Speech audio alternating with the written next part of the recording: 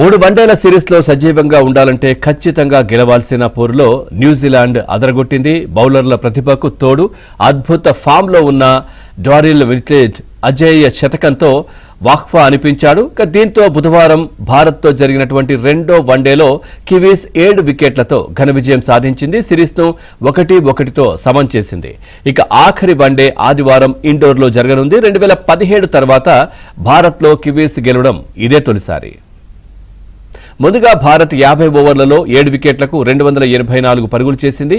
KL Rahul 92 బంతుల్లో 11 ఫోర్లు, ఒక 6తో 112 నాట్అవుట్ అజేయ సెంచరీతో సత్తచాటగా కెప్టెన్ గిల్ 53 బంతుల్లో 9 ఫోర్లు, ఒక 6తో 56 పరుగులు చేశాడు. క్రిస్టియన్ క్లార్క్కు 3 వికెట్లు దక్కాయి. ఛేదనలో కివీస్ 47.3 ఓవర్లలో 3 వికెట్ల నష్టానికి 286 పరుగులు చేసింది నెగ్గింది. ఇక ప్లేయర్ ఆఫ్ ద మ్యాచ్గా డారిల్ మిచెల్ నిలిచాడు. టాస్ ఓడి బ్యాటింగ్కు దిగిన భారత్ ఇన్నింగ్స్ ఆచితూచి సాగిన ఓపెనర్లు రోహిత్ 24 పరుగులతో, గిల్ శుభారంభం చేశాడు.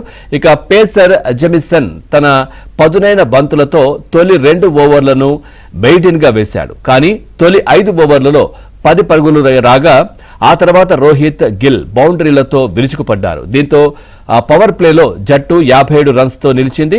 అనంతరం రోహిత్ను క్లార్క్ అవుట్ చేయడంతో తొలి వికెట్కు 70 పరుగుల భాగస్వామ్యం ముగిసింది. కాసేపటికే వరుసగా రెండో 50 పూర్తి చేసిన గిల్ను జెమిసన్ దెబ్బతీశాడు.